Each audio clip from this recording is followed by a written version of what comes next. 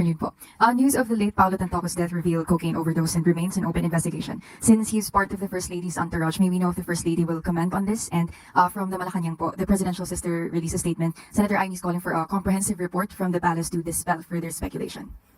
Nakakalungkot dahil yung mga pribadong tao na nagluluksa ay nadadamay sa pamumulitika. Ginagamit ng ibang mga obstructionists para masira ang First Lady, ang Pangulo at ang administrasyon na ito. Nakakahiya ang kanilang mga ginagawa. Unang-una, si Mr. Paolo Tantoco ay hindi po kasama sa official entourage ni FL o ni First Lady ng unang ginagawa. Nakakahiya dahil gumawa sila ng peking police report. Naturingan journalist, mga dating spokespersons, hindi marunong mag-imbestiga ng sarili. Hindi sila nagiging journalist, kundi nagiging propagandista ng kanilang mga sinusulong na interes. Ang sinasabing police report na naipost sa Facebook ay isang malaking kasinungalingan. Kahit kayo po mismo ay maaaring mag-imbestiga sa nasabing lugar, sa Beverly Hills Police Department, para malaman nyo na yung nilagay sa Facebook na may guhit na color pink, kung di ako nagkakamali, ang parting yun ay dinagdag lamang.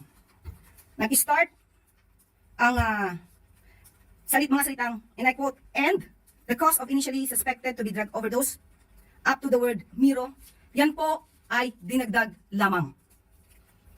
Ito ay mga gawain upang masira ang unang ginang, ang Pangulo, at ang administrasyon na ito, para sa pang-personal na interes.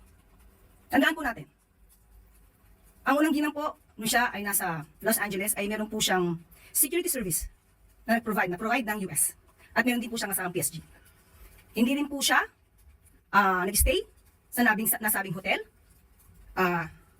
ni Mr. Tantoco. Iba po ang kanyang hotel.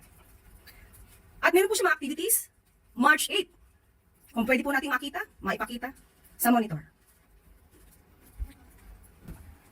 March 8, makikita niyo po sa screen na mayroong konsyerto para sa Pilipino. Makikita niyo sa larawan din, Secretary Cristina Frasco. March 8 yan ginanap. Tantoco was cited as part of the entourage of First Lady Liza Araneta Marcos, who was a guest at the Manila International Film Festival in Hollywood from March 4 to 7. Sinungaling ka! Hayop ka!